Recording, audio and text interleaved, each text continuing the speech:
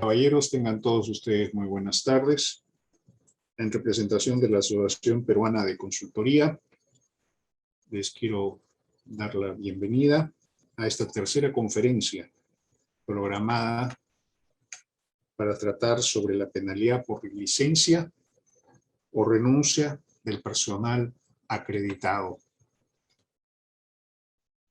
Para ese efecto, yo quisiera invitarlos a recordar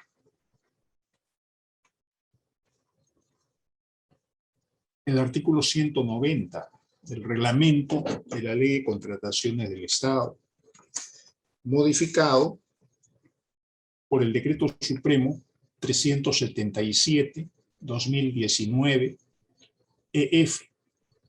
Este artículo 190 se ocupa de la obligación del contratista de ejecutar la prestación con el personal acreditado. Ese es el término que utiliza, personal acreditado. El texto que lo antecedió, aprobado mediante Decreto Supremo 344/2018 EF, se ocupa de la obligación del contratista de ejecutar la prestación con el personal ofertado. Ya no dice acreditado, no decía antes acreditado, antes decía ofertado. Como se sabe, el artículo 139, relativo a los requisitos para perfeccionar el contrato, incluye ahora los documentos que permiten calificar la capacidad técnica y la capacidad profesional del personal que se acredite para ejecución y consultoría de obras. El personal que se acredite con posterioridad a la entrega y evaluación de obras. Antes, como todos ustedes recordarán, el personal se proponía desde la etapa de presentación de ofertas, pero se adujo que era imposible mantener ese equipo hasta que se adjudique la buena pro, en consideración de todos los recursos que se interponen y que dilatan estos procedimientos. Por esa razón, se eliminó la competencia entre cuadros profesionales y se redujo a una competencia entre postores y sus respectivas experiencias, posponiendo la identificación del personal asignado a la obra o al servicio hasta antes de la suscripción del contrato. Con lo que, en mi opinión, se desdibuja la obligación de contratar por licitación y concurso que exige el artículo 76 de la Constitución Política del Perú. El artículo 76 de la Constitución Política del Perú obliga a hacer concursos y licitaciones para contratar obras, servicios y proyectos. Pero bueno, yo creo que acá se elimina el concurso. El concurso es competencia y cuadros profesionales. Pero claro, no es desatendible, no es desdeñable la posición de aquellos que dicen, oye, me presento con un equipo profesional, hay recursos de impugnación, trámites judiciales, la mar y morena, y termina dilatándose la adjudicación de la buena pro, con la que cuando se adjudica la buena pro, ya ese equipo y esos profesionales están en otros trabajos porque no le puedo estar yo pagando gratuitamente por no hacer nada y estar esperando cruzado de brazos que se resuelvan esas impugnaciones. Bueno, el artículo 190 acota que es responsabilidad del contratista ejecutar su prestación con el personal acreditado durante el perfeccionamiento del contrato. Antes decía ofertado y añadía que cuando los postores presenten dentro de su oferta como personal permanente a profesionales que estuvieran laborando como residentes o supervisores en otras obras contratadas por la misma entidad y que no hayan sido recibidas, obras que no hayan sido recibidas, la oferta era descalificada. La oferta era descalificada. El principio detrás del enunciado era que no se podía admitir que se desvista a un santo para vestir a otro. Como contrapartida, los profesionales argumentaban que para no quedarse en la calle tenían que empalmar de un trabajo a otro y que cuando no hubiere recepción, si ya estaba en el muere, debía estar permitido competir por un nuevo puesto. El precepto, sin embargo, circunscribe la prohibición a la misma entidad, habida cuenta de que no es posible saber con exactitud si alguien está actuando como residente o como supervisor en alguna otra obra, con otra entidad, en otro sector de la administración pública. Si ello fuese posible, el impedimento debería extenderse, porque no habría razón valedera para que solo aplique para un puñado de proyectos vinculados a una sola entidad. El problema estriba en las dificultades informativas. Ello no obstante, el asunto no deja de ser restrictivo de derechos laborales constitucionalmente protegidos. Acto seguido, el mismo artículo 190.2 estipula que el personal acreditado permanece como mínimo 60 días desde el inicio de su participación en el contrato o por el íntegro de su plazo de ejecución si este es menor. Primera pregunta, ¿por qué 60 días?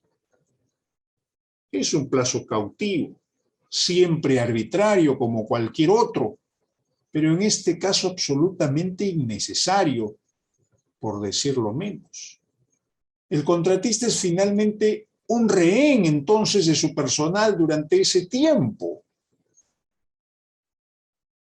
Cualquier profesional puede exigirle lo que quiera y el contratista tendrá que aceptarle todo mientras la penalidad que esté en juego no sea menor de lo que pide. Se consagra la posibilidad abierta del chantaje laboral, más aún si el del contrato de 60 días o menos.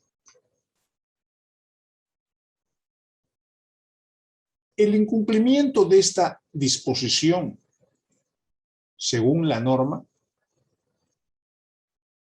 implica una penalidad no menor a la mitad ni mayor a una unidad impositiva tributaria, que este año es de 4.600 soles, como sabemos.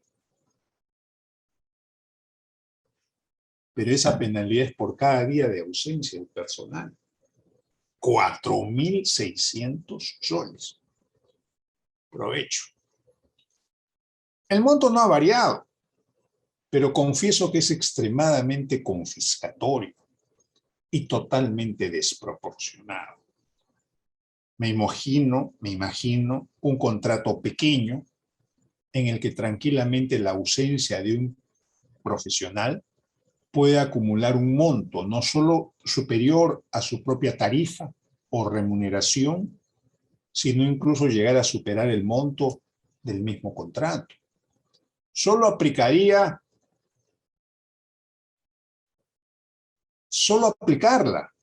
condena al contratista probablemente a la quiebra y con toda seguridad a la inhabilitación. Ahora se agrega que la aplicación de esta penalidad solo puede exceptuarse en caso de muerte, invalidez sobreviniente e inhabilitación para ejercer la profesión que debe reportar el contratista a la entidad, en algunos de esos tres casos, a más tardar al día siguiente de conocido el hecho, a efecto de solicitar posteriormente la sustitución. Nueva pregunta. ¿Y si el profesional se enferma? ¿Y si el profesional es detenido por alguna circunstancia imprevisible y privado de su libertad por 1 o más días?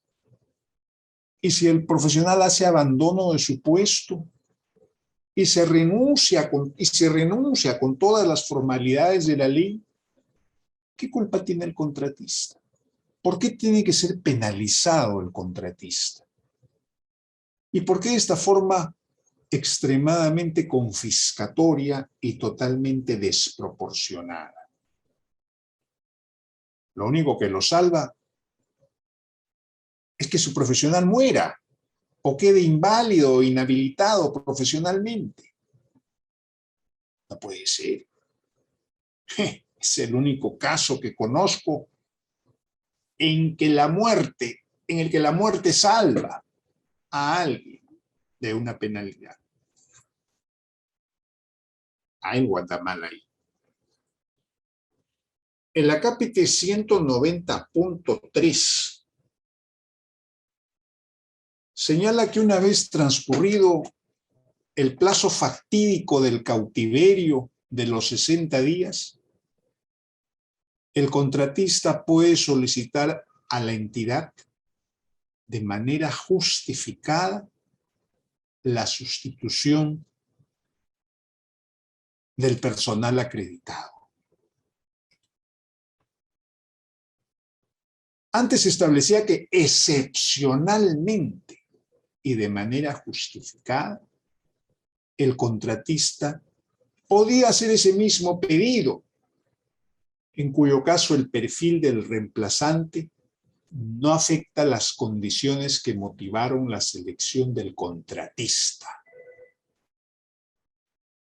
Una forma eufemística de subrayar que el sustituto no puede tener menores calificaciones que el sustituido. ¿Por qué ahora se ha eliminado el carácter excepcional? Quizás porque es normal y hasta frecuente que la gente rote y se mueva de un trabajo a otro, renuncie, cambie de un lado a otro. Quizás porque es normal que los profesionales progresen y luego de un tiempo logren un mejor puesto y una mejor retribución en un destino distinto. Por lo demás, todo eso es perfectamente lícito y se enmarca dentro del derecho a la libertad del trabajo que garantiza el artículo 59 de la Constitución Política del Perú. Eso no supone que el asunto se pueda convertir en algo totalmente caótico y que a cada rato renuncien los profesionales y los equipos tengan que estar recomponiéndose constantemente, como lo dejó entrever la opinión 220-2019 DTN al sustentar el carácter excepcional de la facultad, que no por haberse retirado, digo yo, la convierte en habitual. Todo ello se puede regular en las bases para evitar cualquier exceso y quedar en un rango perfectamente manejable. Yo tengo acá la opinión 220-2019-DTN, emitida a propósito de una consulta formulada por el doctor Arturo Delgado Vizcarra sobre la obligación del contratista de ejecutar el contrato con el personal ofertado. Y ahí, entre las conclusiones, se dice: de acuerdo con el numeral 190.2 del artículo 190 del reglamento, el personal clave propuesto por el postor debe permanecer obligatoriamente en la obra como mínimo 60 días calendarios, contados a partir del inicio de su participación, o por el íntegro del plazo si éste fuere menor a los 60 días. El fatídico plazo de los 60 días.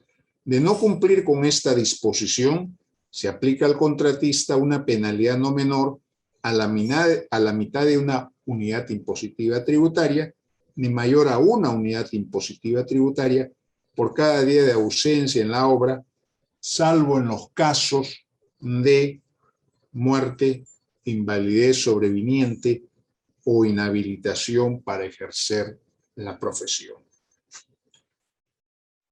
De suerte que, como lo acabamos de decir, si el profesional enferma y tiene la mala suerte de no morirse, te van a penalizar. Pero si enferma y se muere, no te van a penalizar.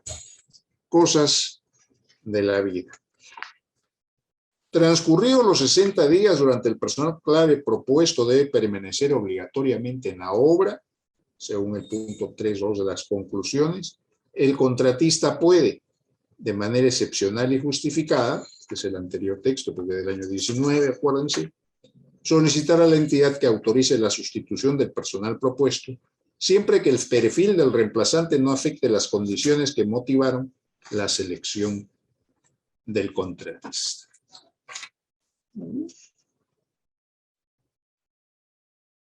En el punto 194 del reglamento, del texto modificado por el Decreto Supremo 377-2019, ya hemos dicho, aparece el mismo precepto, reiterando que para que proceda la sustitución del personal acreditado, no nos olvidemos, según lo previsto en los numerales anteriores, 192 y 193, el perfil del reemplazante no afecta las condiciones que motivaron la selección del contratista. Siguiente pregunta. ¿Por qué? De seguro, conociendo las exigencias de las bases de los procedimientos de selección que se convocan en el país, los requisitos que debió reunir el personal originalmente acreditado para una determinada posición fueron muy altos, de seguro. Si el proyecto, por ejemplo, está por concluir y solo faltan detalles que pueden ser atendidos por personal de menores calificaciones, entre otras razones porque ya pasó la etapa más compleja que demandaba la participación de cuadros muy especializados, ¿cuál sería el motivo para no disminuir esas exigencias y evitarle al contratista el arduo trabajo de buscar esos profesionales de los que solo encontró uno al principio? Desde luego, en esa eventualidad, por el servicio del profesional sustituto, el contratista recibirá una tarifa o remuneración reducida respecto de la que recibía por el personal sustituto. Si quieres, por el personal sustituido, si quieres, podría aceptar eso. Pero es una propuesta que se puede moldear e introducir en aras de hacer que la norma sea más compatible con la realidad y menos difícil de cumplir. O sea, si has hecho el trabajo más duro, ya estás en la etapa final, puedes sustituir pues el personal con alguien que pueda hacer el trabajo que falta. No se trata de complicar las cosas, se trata de simplificarlas. La solicitud de sustitución se presenta, dice la norma, dentro de los 5 días de conocida la muerte, la invalidez o la inhabilitación y dentro de los 15 días anteriores a la fecha estimada para el cambio justificado del personal que ha superado los 60 días. Todo ello de acuerdo al artículo 190.5. Si la entidad no se pronuncia dentro de los 8 días siguientes, se considera aprobado el pedido y el cambio procede.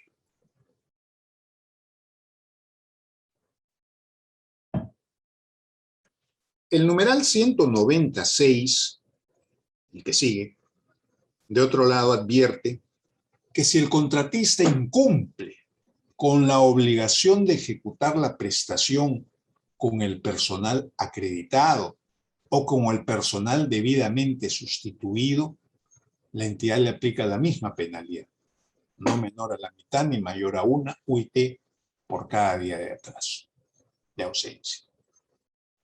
¿Qué hacer para evitar esta sanción pecuniaria confiscatoria y desproporcionada?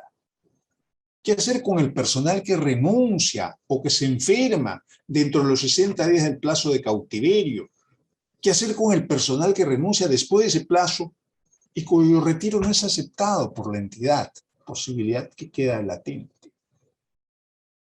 Hay otra opinión, la 066-2021, que ha subrayado que dentro del plazo de 60 días solo se admite la invalidez sobreviviente, entendida como la pérdida de capacidades físicas o psíquicas del personal clave que de manera temporal o definitiva imposibilita la correcta ejecución de las prestaciones correspondientes a un contrato en particular, debiendo precisarse que dicha pérdida de capacidades debe acaecer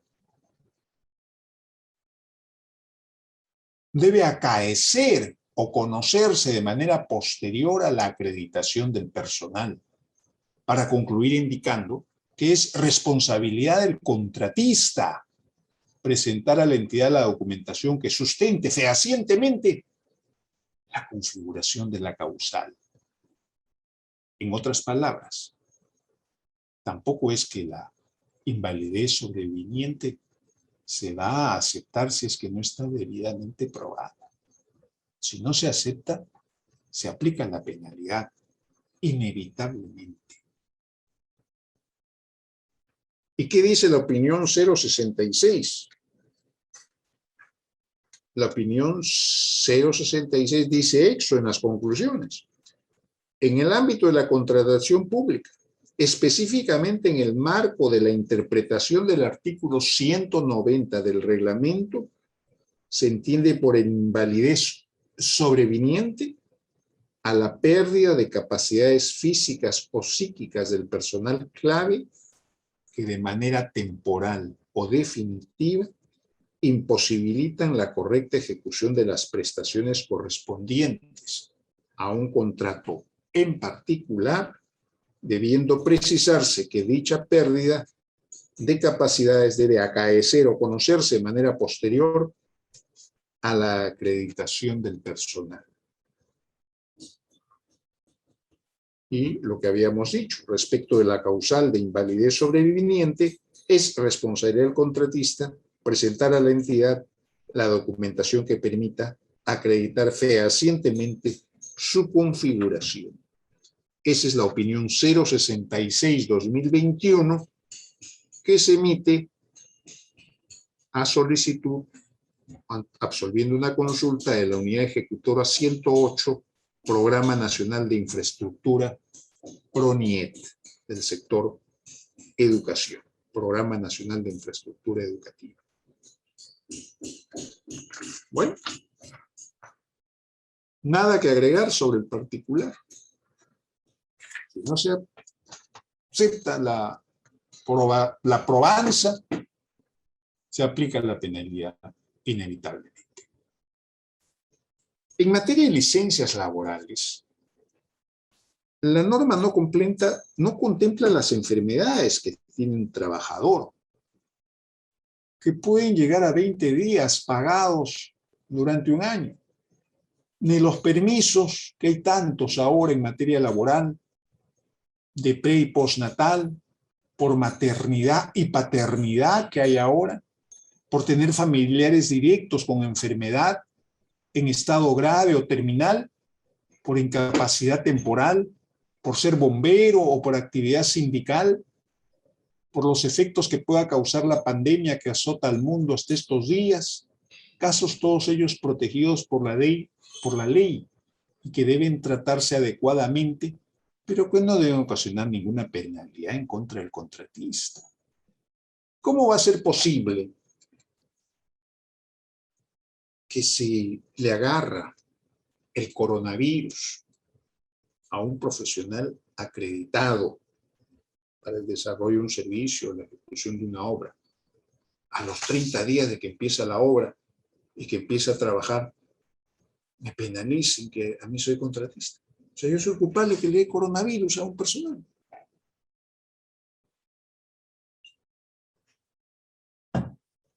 No se salvó del coronavirus, no falleció, no, penalidad. Ah, falleció, no hay penalidad.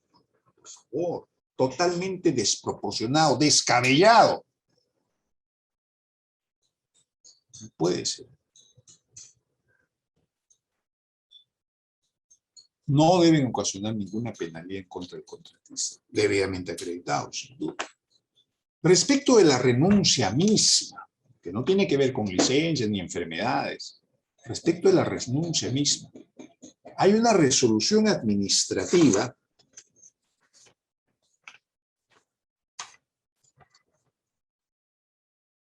de 10 de junio de 2021 expedida por el presidente de la Corte Superior de Justicia de Amazonas, que en su cuarto considerando refiere que la renuncia es un acto jurídico unilateral del trabajador, por medio del cual extingue el contrato de trabajo mediante una declaración de voluntad que debe cursar al empleador con las formalidades previstas en la ley. Esta voluntad unilateral del trabajador es en el plano legal la más libre de las manifestaciones de voluntad de los contratos sujetos, las manifestaciones de voluntad de los sujetos del contrato de trabajo. En el siguiente considerando apunta que por la renuncia se extinguen los derechos y obligaciones resultantes de una relación de trabajo. Es un acto esencialmente unilateral y de carácter receptivo, dice la resolución, por lo que tendrá eficacia desde el momento en el que entra en la esfera del conocimiento de la otra parte, produciendo sus efectos a partir de la fecha precisada por el trabajador como el de su cese. El carácter receptivo del acto de renunciar al empleo requiere para su perfeccionamiento que se comunique a la otra parte la expresión de voluntad de extinguir la relación laboral. Recibida por el destinatario, quede extinguido el vínculo laboral de acuerdo a lo expresado por el trabajador.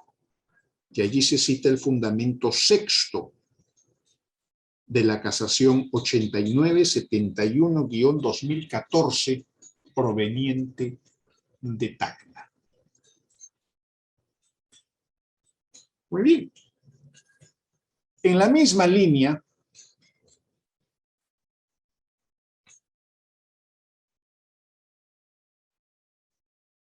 el 14º considerando de la resolución de la segunda Sala de Derecho Constitucional y Social Transitoria de la Corte Suprema de la República, de fecha 4 de abril de 2016, expedida en la casación laboral 7158-2015, procedente de Lima, confirma que la decisión del trabajador de poner fin a la relación laboral constituye causa suficiente para la extinción válida de esta. La ley no exige al trabajador que funde su decisión en causa alguna, lo que debe verse como una expresión del principio protector del derecho del trabajo y de la libertad de trabajo, plasmados como derechos fundamentales de la persona, de acuerdo al inciso 15 del artículo 2 y al artículo 23 de la Constitución Política del Perú, citando al doctor Carlos Blancas Bustamante, insigne laboralista. Asimismo, cuando el trabajador opte por esta causa de extinción del vínculo laboral, dice la norma, la resolución, deberá cumplir con el requisito previsto en el artículo 18 del texto único ordenado del decreto legislativo 728, Ley de Productividad y Competitividad Laboral, aprobado por Decreto Supremo 003-97-TR, referido a dar aviso por escrito con 30 días de anticipación. Y al empleador puede exonerar ese plazo por propia iniciativa o a pedido del trabajador. En este último caso, la solicitud se entenderá aceptada si no es rechazada por escrito dentro del tercer día. Todo eso dice esta resolución de la segunda sala de Derecho Constitucional y Social Transitorio de la Corte Suprema de Justicia de la República en la Casación Laboral 7158-2015. Extinguida la relación laboral por efecto de una renuncia, queda claro que no hay forma alguna de pretender extraer otras consecuencias en el marco de otras relaciones contractuales. Razón por la que en principio no cabría penalizar a una parte por el retiro de uno de sus profesionales de la prestación por esta causa. También queda claro, a juzgar por lo señalado por la opinión 142-2019 DTN, que la norma busca garantizar comprensiblemente que un mismo plantel profesional ejecute toda la prestación, aunque admitiendo que las controversias que se produzcan por el retraso que el incumplimiento de esa aspiración genere puedan ser sometidas a conciliación o arbitraje o a la Junta de Resolución de Disputas. Agregamos nosotros que también pueden someterse a ellas las controversias relativas a la pretensión de imponer alguna penalidad por la renuncia del personal para que la autoridad jurisdiccional competente aplique y haga cumplir los derechos que la Constitución política consagra. Efectivamente, esa casación dice lo señalado a propósito de una reclamación laboral, define puntualmente lo que es la extinción, las consecuencias de la decisión del trabajador de poner fin a la relación laboral. Y esta última casación fue materia de una consulta al OCE por un contratista adjuntando la casación. Y la respuesta del OCE fue la siguiente. Debe indicarse que de conformidad con el literal N del artículo 52 de la Ley 30225, Ley de Contratación del Estado, y su modificatoria, Decreto Legislativo 144, vigente a partir del 30 de enero de 2019, y el acápite 3 de la sección 2 del anexo 2 de su reglamento, aprobado por Decreto Supremo 344-2018F, y sus modificatorias, que son, como ustedes saben, las incorporadas a través de varios decretos supremos en el año 2019, en el año 2020 y en el año 2021, la más reciente, Es función del organismo supervisor de las contrataciones del Estado absorber las consultas sobre el sentido y alcance de la normativa de contratación del Estado, formuladas por las entidades, así como por el sector privado y la sociedad civil. Siendo así, no puede emitir pronunciamiento respecto del alcance de la mencionada casación, ya que ésta establece reglas de interpretación o aplicación respecto a una relación contractual regulada por el derecho laboral. Esto es por disposiciones ajenas a la normativa de contrataciones del Estado. Sin perjuicio de lo anterior, cabe precisar que si se encuentra en el ámbito de la contratación del Estado, la obligación de ejecutar el contrato con el plantel acreditado al momento de la suscripción del contrato, siendo así, respecto de la aplicación de penalidades por el cumplimiento de la referida obligación, corresponde considerar las siguientes ideas. En primer término, debe mencionarse que el plantel profesional clave, dice el OSI, es un componente del requisito de calificación, capacidad técnica y profesional del proveedor. Siendo así, expresa una capacidad del proveedor que en determinados casos, como en la ejecución de obras, la normativa de contratación del Estado valora como indispensable para la correcta ejecución del contrato y la satisfacción del interés público. Bajo esta consideración, el numeral 191.1 del artículo 190 del reglamento establece que es obligación del contratista ejecutar el contrato con el personal acreditado al momento de su perfeccionamiento y al ser de interés público el cumplimiento de esta obligación, los numerales subsiguientes han establecido la aplicación de una penalidad para cautelarla. De este modo, dice el OCE, de acuerdo con el numeral 192 del artículo 190 del reglamento, el personal clave acreditado debe mantenerse obligatoriamente por 60 días desde el momento del inicio del plazo contractual. En caso de incumplirse con esta obligación, se le aplicará al contratista una penalidad no menor a la mitad de una unidad impositiva tributaria ni mayor a una por cada día de ausencia del personal en la obra. Este dispositivo reglamentario señala también que solo podrá efectuarse las penalidades cuando el incumplimiento de la referida obligación se justifique en cualquiera de estas causales, y señala las causales tétricas de muerte, invalidez sobreviniente e inhabilitación para ejercer la profesión del personal. Adicionalmente, dice el OCE, el numeral 193 señala que una vez transcurridos los 60 días desde el inicio del plazo de ejecución, el contratista puede solicitar de manera justificada a la entidad que le autorice la sustitución del personal acreditado, debiendo precisarse que el perfil del reemplazante no debe afectar las razones que motivaron la selección del contratista. Cabe precisar que de conformidad con el numeral 198, lo dispuesto en el artículo 190 del reglamento es aplicable también a los contratos de consultoría en lo que corresponda.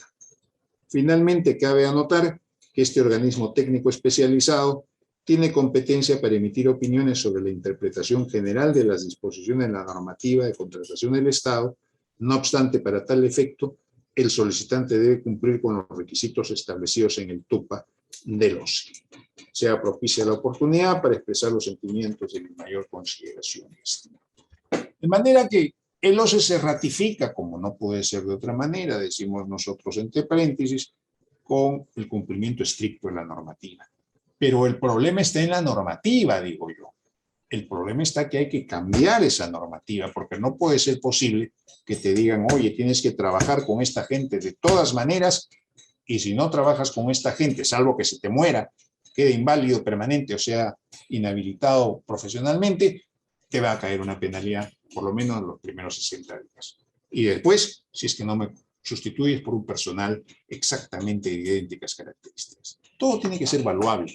Yo recuerdo el caso, por ejemplo, quizás no sea un ejemplo muy compatible, pero recuerdo el caso de las recusaciones en los arbitrajes. Había una serie de algunas partes, señaladamente aquellas a las que se les reclama, que no querían atender los reclamos y dilataban los arbitrajes presentando recusación tras recusación. Llegan al extremo de recusar a sus propios árbitros. 10, 12, 13, 14 recusaciones en un solo proceso arbitral. Y habías empezado el proceso, 5 años en recusaciones sin poder discutir la demanda. Entonces se aprobó hace poco una de las últimas modificaciones de la norma de contratación del Estado. En materia de contratación del Estado, por lo pronto, no puede haber más de 3 recusaciones infundadas. Continuas o no, pero no más de 3. O sea, tienes 3, vale plata. Y bueno, las sabrás aquilatar. En este caso, creo que la solución es muy similar. Se puede establecer que tú puedes sustituir al personal. Si estás empezando por alguien de idénticas características, desde luego, pero puedes sustituir no más de 2, 3 personas o un porcentaje de tu plantel. Entonces tú vas cautelando y vas tratando de mantener a tu gente. Pero no puedes decirte que no puedes sustituir a nadie. La vida nadie la tiene comprada. Y se pueden enfermar, se pueden renunciar, se pueden ir. No puedes ser sometido al chantaje tu profesional. Yo soy tu profesional acreditado. Bueno, págame el doble de sueldo, si no me voy y te van a penalizar. Para que no te pelees, no puedes. Eso no se puede propiciar. La norma no puede propiciar eso. Constitucionalmente, yo creo que no tiene ninguna posibilidad de subsistir. En fin, esa es la opinión de esta conferencia. Eso es lo que quería comentar con ustedes y estoy dispuesto a ver qué consultas tenemos. Creo que tenemos algunas preguntas. Agradezco la participación de todos. Vamos a ver. Hay una pregunta. Un participante dice, todo lo que considere el OCE y la ley de contratación del Estado relacionada al personal del consultor responsable de la elaboración de un estudio o la prestación de un servicio contraviene completamente lo que señala la casación. ¿Qué instrumento hay que utilizar para hacer que la OCE y la ley respete la casación? Bueno, interesante observación. Es verdad que una casación laboral se expide en el ámbito laboral y que corresponde ser atendida en el ámbito laboral. Lo que corresponde es no hacer que se cumpla el ámbito laboral, sino que se cumpla el mandato constitucional, el derecho del trabajador a poder renunciar y el derecho al contratista a no ser penalizado por un hecho sobreviniente perfectamente posible. Entonces yo lo que creo es que ahí lo que corresponde es iniciar una acción constitucional o simplemente modificar el reglamento, modificar la norma, que puede ser más efectivo para que esto sea viable y sea algo razonable y no sea totalmente injusto.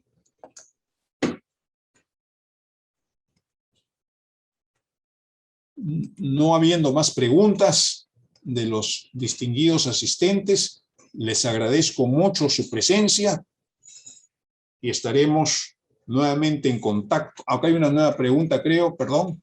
A ver, un segundo. No. Muchas gracias por su presencia. Estaremos en contacto en una próxima oportunidad. Buenas tardes.